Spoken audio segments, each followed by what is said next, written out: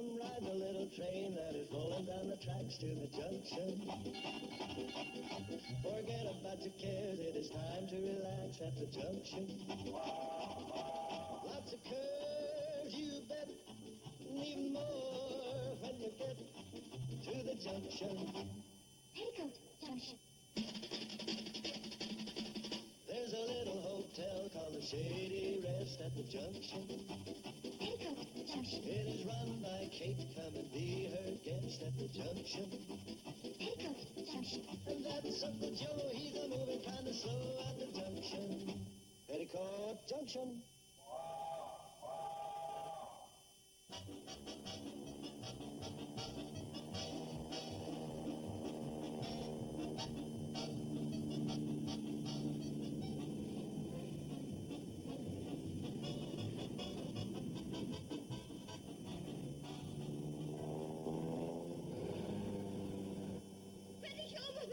Be careful up there. Mom, you go through this every time Steve gives her a flying lesson. Am I supposed to get used to it?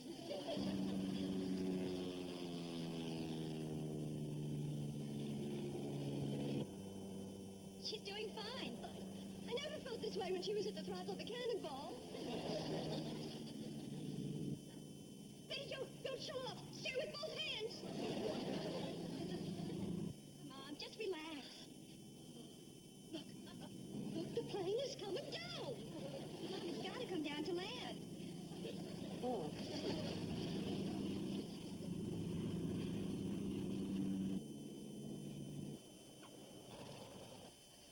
Betty Jo sure is improving. That's the best landing she's ever made. Oh, I agree.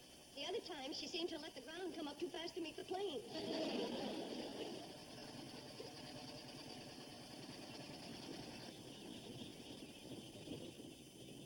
Oh, how'd I do, teacher? Great. I'd say you're about ready to graduate. You mean the next time I go up, I can solo?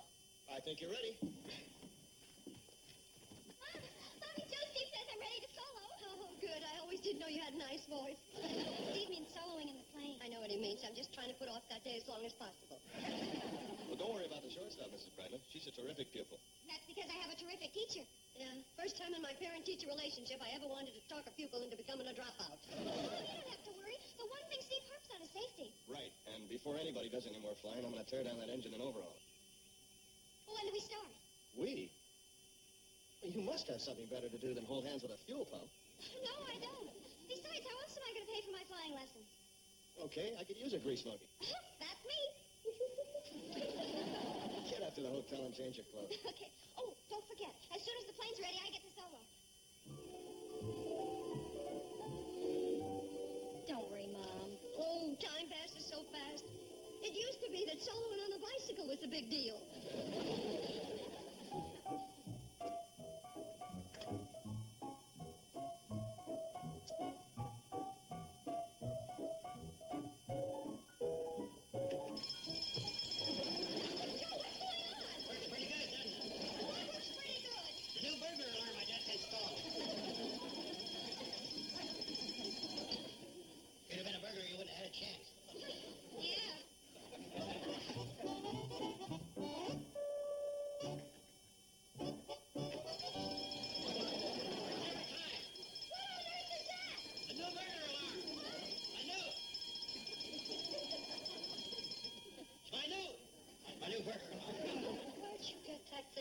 Remember a few months back when I went to that sheriff's auction in Springdale where they sell things that have been stolen? It must be a great burglar alarm if it were stolen. It does the job. But, Uncle Joe, do you think it's the smartest thing in the world to have a burglar alarm on the front door of a hotel? Well, if a burglar enters, you'll know it. But we have guests arriving at all hours of the day or night. How will the burglar alarm be able to tell the burglars from the guests? That's simple. When it comes to the way it works. Mom, may I talk to you for a minute?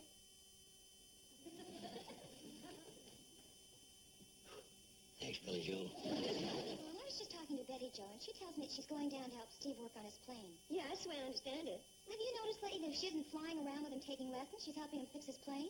Oh, I don't think it's as bad as you make it out. Betty Jo's mechanically inclined. She gets a kick out of helping Steve. And another thing, does she have to look so darn cute when she helps Steve work on his plane? What was that? I was just saying, do you have to dress so alluringly when you help Steve? An old sweatshirt and beat-up jeans are alluring? Well, you know what I mean. Kill it, Joe. problems where there aren't any. I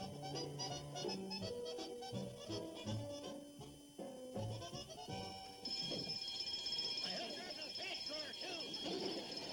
Uncle Joe, turn off that racket.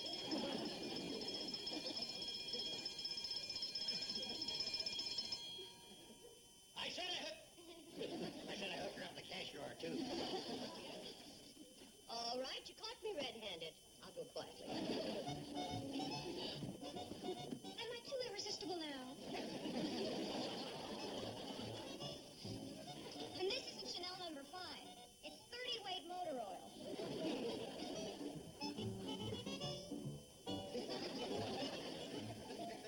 Hold it.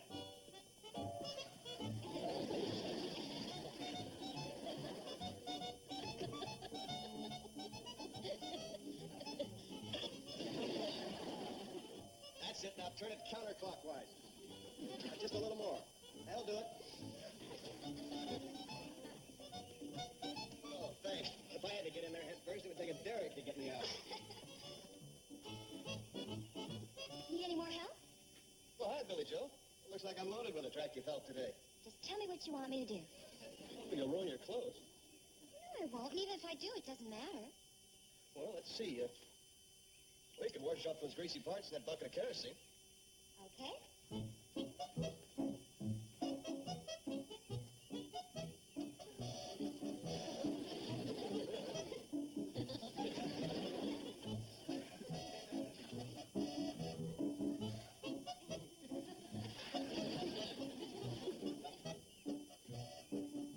Steve, I think I better be getting back to the hotel. I just remembered I forgot to feed the dog. Sure. Well, thanks for all your help. Billy Joe, would you hand me that wrench over there, please? Sure. Which one is the wrench? I can't understand why she should act that way. Can you? Yes, I think I can. Mom, you weren't saying she might be jealous of me. Well, Billy Joe shouldn't be jealous of you. She's got a lot going for her. But I don't know whether anybody's pointed this out to you, but you're not a little girl anymore. What do you mean by that? Well, what I mean is that you are definitely the same sex as Billy Joe, which is the opposite sex of Steve, which is what makes the world go round. Are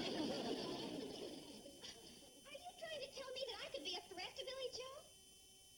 What I'm trying to tell you is that Boy, it was a lot easier when all I had to do was look you up in Dr. Spock. Yeah, wasn't it? Thanks, Mom.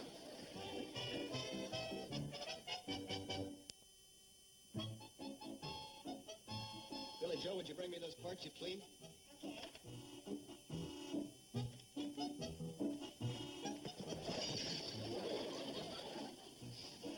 I'm sorry. That's okay. I'll pick them up.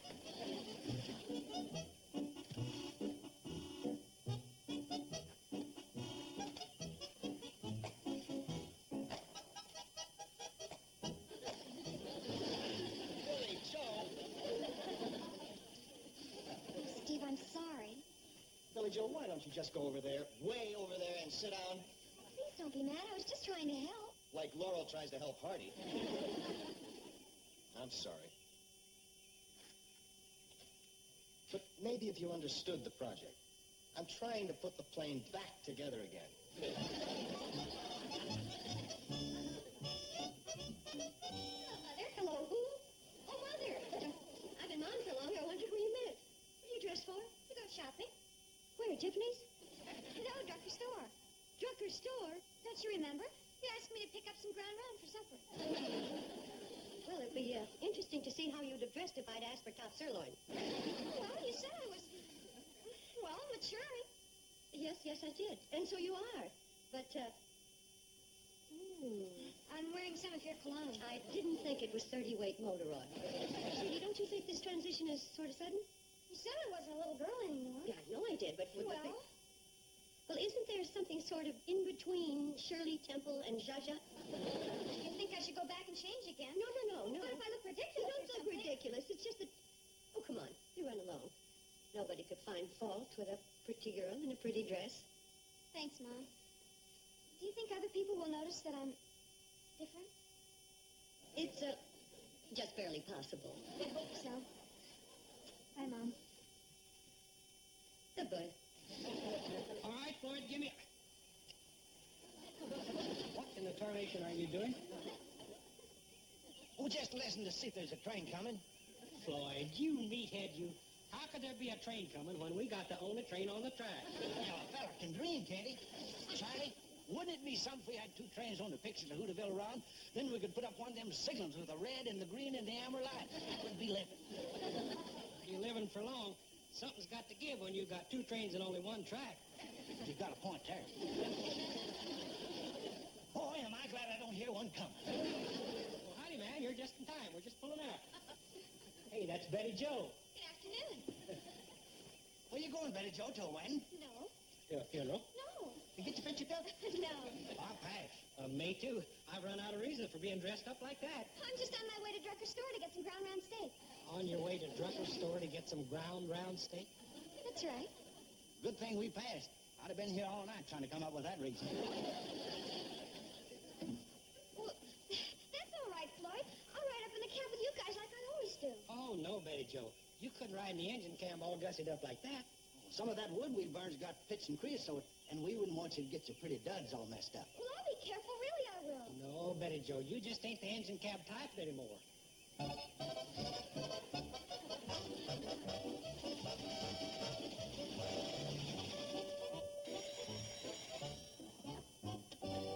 Drucker's store?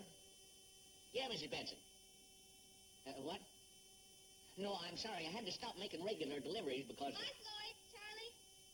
Oh, just a second, Mrs. Benson. I think I hear my emergency delivery boy outside. See you later.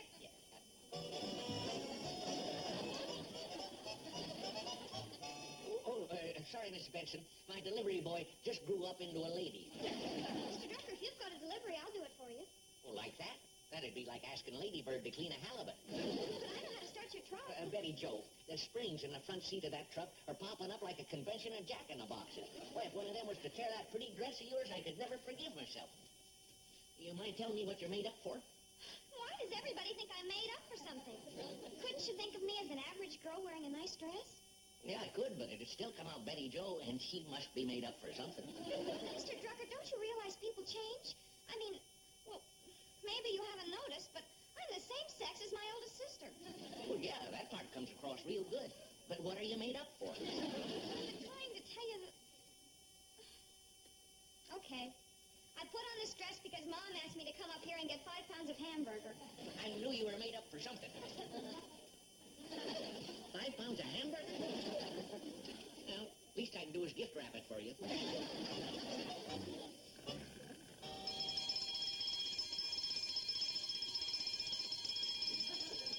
Joe, what are you up to now? Now you see the genius of my idea, Kate. When there's no one around to guard the lobby, the alarm alerts us to the culprit that's trying to sneak in. But I'll handle it.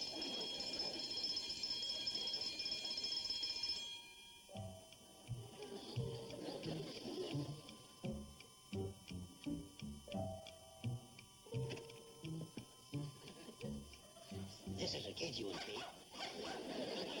Oh, so it's you. Take his paw prints. I'll call the sheriff. You've been asking for it. One of these days, I'm putting in a dog alarm. Come on outside. I want to have a talk with you. Hi. Betty Jo. Hi, Betty Jo. Hi there. What are you doing here? Just on my way back from Drucker's. Dressed like that? You came this far out of your way through the woods? I just, wanted to see how the plane's getting along. Oh, is that so? How is the plane getting along? Just fine. Well, anything I can do to help? And ruin that dress? Don't be silly. Oh, this old thing? This old thing? Well, that just happens to be her best and newest dress she has on. And if I'm not mistaken, that just happens to be Mom's best cologne she's wearing, too. I like it. What's it all about, kid? What are you made up for? Do I have to be made up for something? Well, no, except you're always sort of... Well, you're a... Well, I mean, I think of you as a... Go ahead and say it. Tomboy. That's it.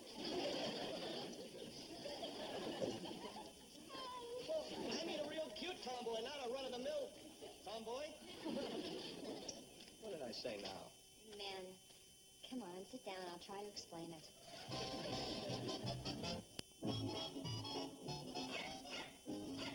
You two. Big deal. Just because I wore a Sunday dress in the middle of the week. Oh, hi, dear. How'd everybody like you? You mean before or after they stopped laughing? Oh, honey, what's the matter? I've just put in the most miserable day I ever had. All anybody said was, what are you made up for, kid? Even Steve. Steve? Yes, Steve.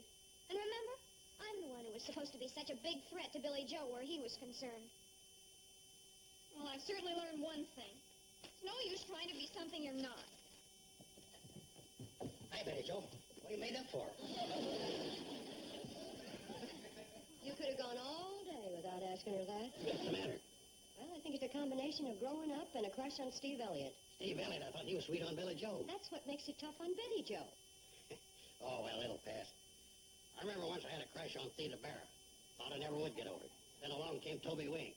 So long, Theda. I don't suppose you'd understand those things, Kate. Oh, no? I guess you don't remember the name Conrad Nagel on the back of my yellow slicker. Are you sure? We'll figure it out. You're with her all the time, working on a plane, giving her flying lessons. I'd say it was inevitable. Well, in that case, I guess I'll just have to break it off the best way I can. Say, you wouldn't like to talk to her for me, would you? Nah, I guess you wouldn't. Well, I'll just have to get out the same way I got in. Let's go. Steve, be gentle.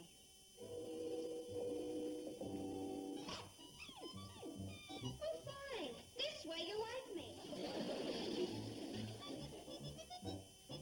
Well, there's the gal we know. Welcome back, shortstop. Thanks. I was just going down to work on the plane. What do you want me to do? Well, as a matter of fact, Oh, excuse me. I'm going to go get cleaned up. Well? Hmm? What do you want me to do? Do? Oh, on the plane? Nothing. Nothing. Why? Well, because it's fixed. You mean it's all ready to go? Yeah, that's right. Yeah. Oh, boy, don't make it so low. Huh? Well, you said as soon as she was fixed, I could take her up. Yeah, I know, but, well, I've been thinking maybe we ought to hold off for a while. Hold off. Yeah, well, you're pretty young, and this is a pretty big step. And I just think it's better if we put it off for a while, okay? Okay. Well, of all the dirty tricks! After all the hours I've spent working on that plane, and the promises he's made.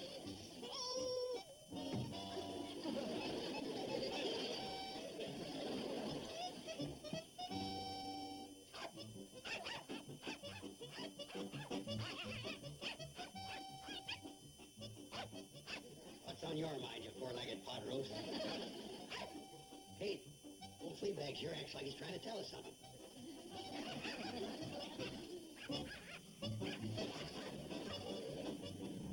Big deal, so Steve's flying around in his plane.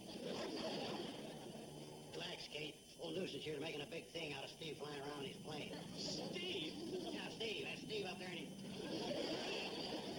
You numbskull. How can Steve be up there when he's down here? That is my plane. Betty Joe?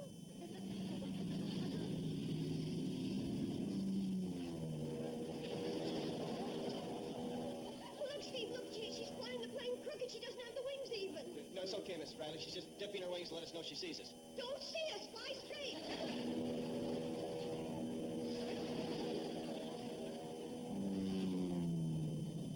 Uh-oh, she's going to try for a landing. See all the racket you've caused?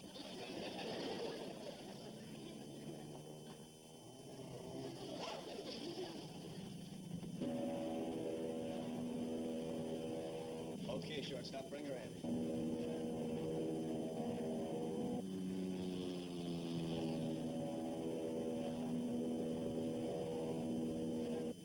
Please.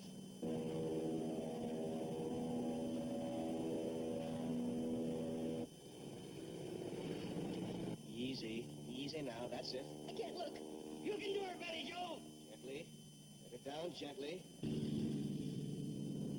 That's it. That's my girl. She did it, Mrs. Bradley. She did it. She you didn't have me worried for 1 minute.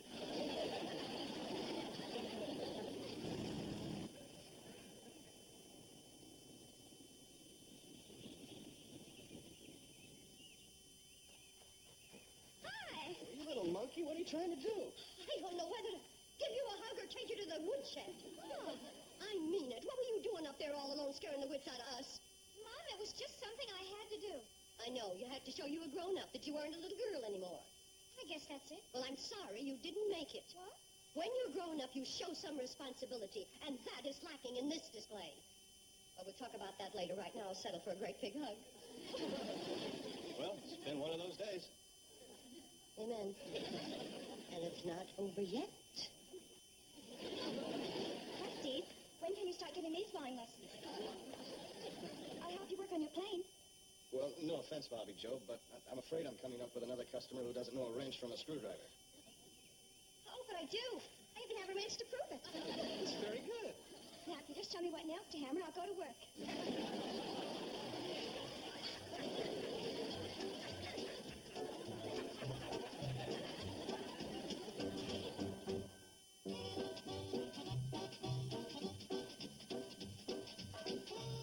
This weekend on TV Land, enjoy a sampling of the good, the weird, and the wonderful from our television archives. Rare oddities like Amos Burke's Secret Agent, The Evil Touch, and the new Mission Impossible on the Wonders of TV Land. This Saturday and Sunday, starting at 6 p.m. Eastern, 3 Pacific, here on TV Land. Now stay tuned for Green Acres, next on Nick at Night's TV Land. Junction.